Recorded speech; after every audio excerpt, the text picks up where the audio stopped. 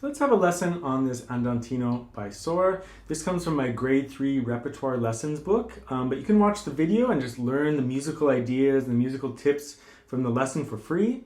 But if you feel like picking up the book, there's a link for that underneath the video. This piece is definitely at the grade 3 level, but there's some very specific things about it that make it a little bit challenging. In one way, it's super easy. It's all right down here in the key of C major, so it's pretty easy reading, and it's pretty easy in terms of the chord shapes. There's nothing that's tricky that you have to do with your hands, nothing awkward. And the thing about this piece, though, is it's the right hand fingering that's pretty tricky for this piece. And actually, it's not difficult, and it's not tricky, but it's specific. Like, you run into problems if you start repeating fingers, and you run out of fingers if you don't, you run into problems if you don't work it out carefully. So that's an issue. And you know, the studies of Fernando Sor, they're very good studies because they're musical. They're very, very musical. It's like Mozartian style music. So it's very legato. It's not that it's not complex or anything like that, but it's just very elegant. And in order to play elegantly, you need some really good technique. You need control over your technique to play elegantly.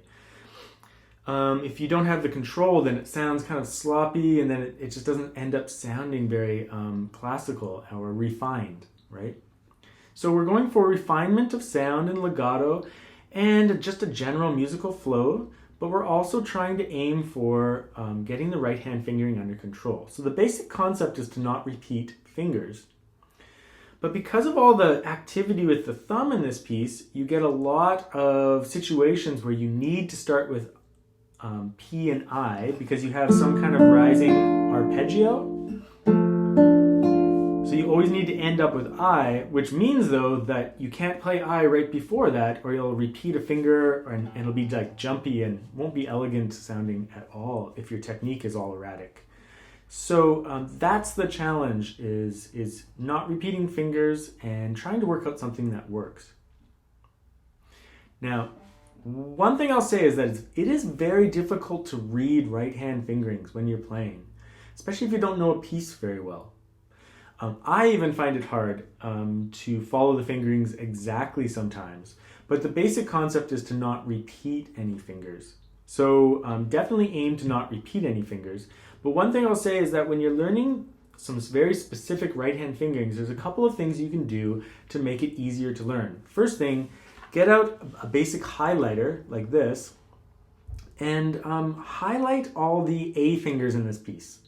All the alternating IM will be pretty easy to read, but once you throw in another finger, there's just a lot of content on the page that's hard to think about. So go through and highlight, if you're having trouble, highlight all the A fingers. That will break up the score. It won't just look like a big string of letters anymore. One of those letters will always be highlighted. So it kind of breaks it up and tells your brain I'll pay attention closely to that one, and that one. And then the rest of the time you're alternating IM. So there's not much to teach you in this piece because it's relatively easy. One thing you should be aware of, though, is that there's really is two distinct voices here. It's not like Baroque counterpoint where there's really independent voices, because the melody is so prominent and beautiful here, so it sounds classical era. But there are two voices, so I would practice those separately. The upper voice,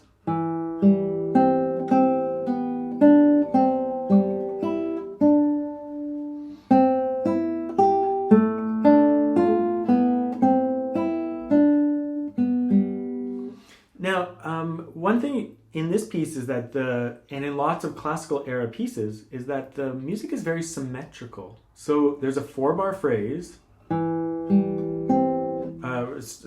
I'll play the first phrase for you.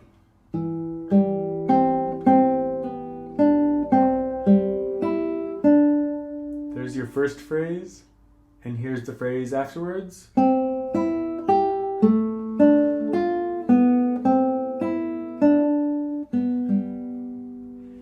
That's called a musical period. So we have one phrase and another phrase, both symmetrical 4-bar phrases in this case, and then put them together and it's a musical period. You can think of it as a sentence with a comma in the middle. This is the first part of the sentence, comma,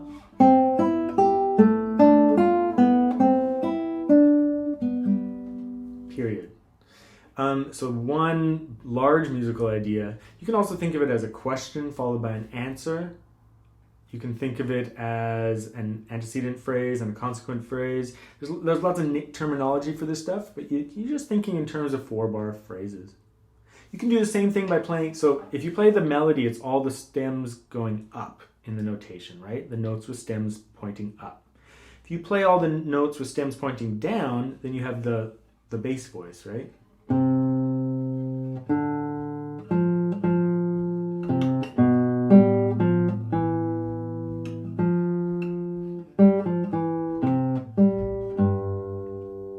So you could go through the whole piece like this and practice the upper voice on its own and the lower voice on its own, just to get to know it and think in terms of 4-bar phrases.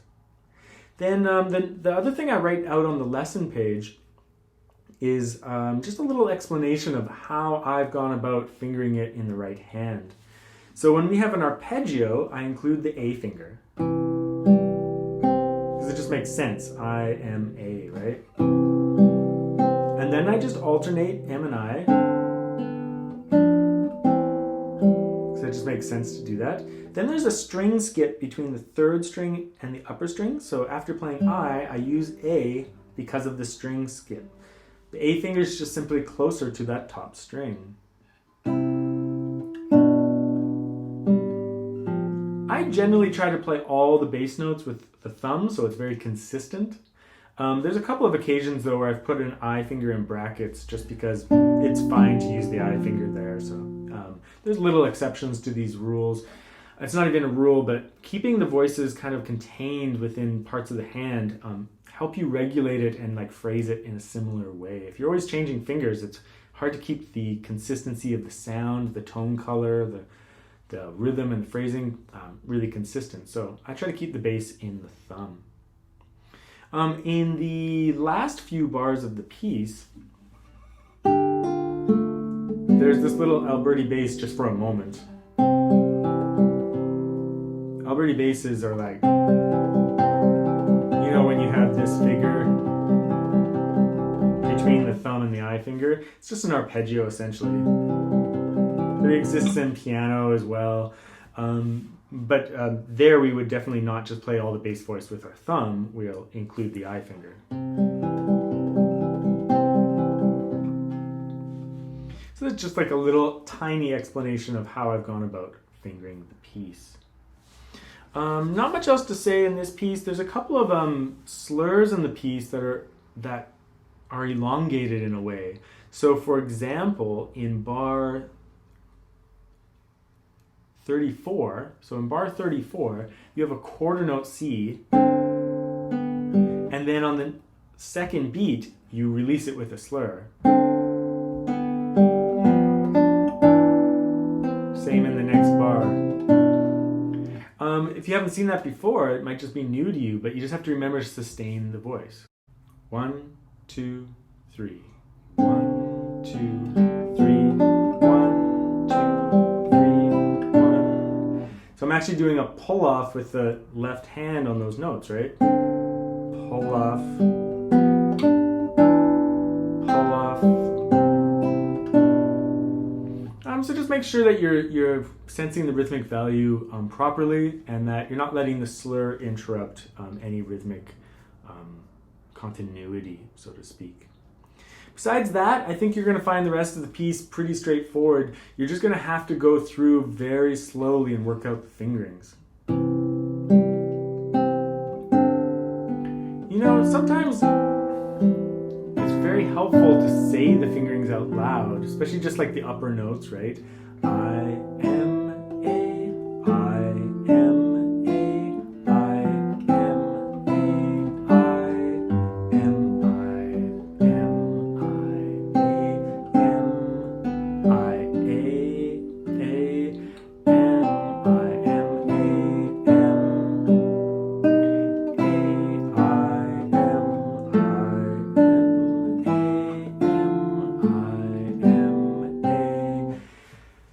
might find it very hard to speak while you're doing that, and it is kind of tricky, but you know what? The good thing about it is that it makes it all very concrete.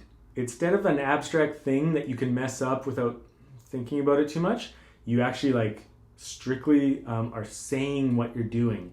And that act of saying what you're doing brings it into the real world. It's no longer abstract or something that you can miss. If you say M and you play with A, you'll know that you've made a mistake. So saying that right hand fingering out loud can be very, very useful. But if you're finding it difficult to multitask, I completely understand that. My recommendation is just take it in small chunks, do a 4-bar phrase until you're comfortable playing that 4-bar phrase with the correct fingering, and then learn another 4-bar phrase, right? You don't have to practice your piece from start to finish and just like slug through and get frustrated. Just sit down and say, I'm going to work on this piece for the next 10 minutes, and I'm only going to work on 4 bars until I really can do it, until I can play it, until I can say the fingering out loud, until I can count it while playing it. Just work on that 4-bar phrase until your skill levels are up nice and high. Once you have the skills, doing another 4 bars after that will not be that difficult. It'll be twice as easy because your skill level has gone up. So make sure you're focused on the skill, not being too concerned about like finishing the piece super early. Just work on it really slow, make sure you're doing it right, and then move on to the other things that you're working on in your practice session.